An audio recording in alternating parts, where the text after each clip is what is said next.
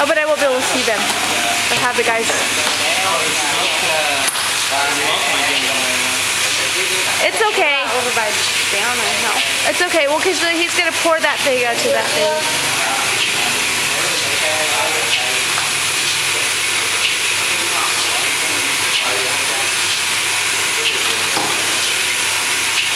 Oh, that's getting real smoky. Nếu khi mình làm mình chưa có kinh nghiệm á, thì mình phải mở ra mình coi nó đã tới chưa.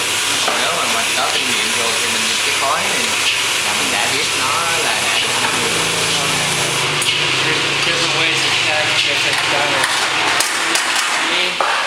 or you can usually tell by the smell. When I'm staying, I have to see the custody when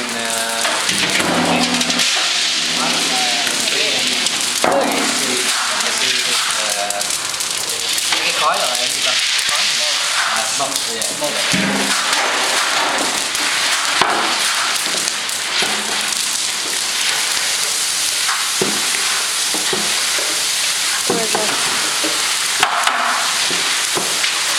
Ooh, you can smell that. qua bên này đi. lát tối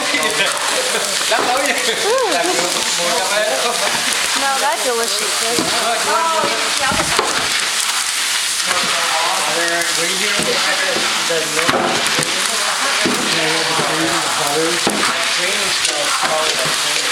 Yeah.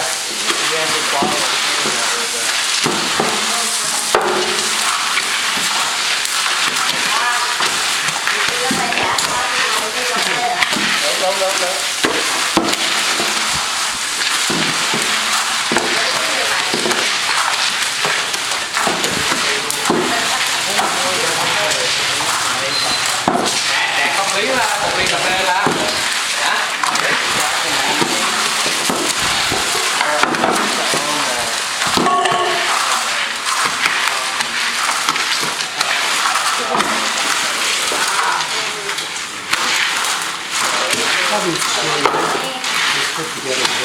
xong nó sẽ bị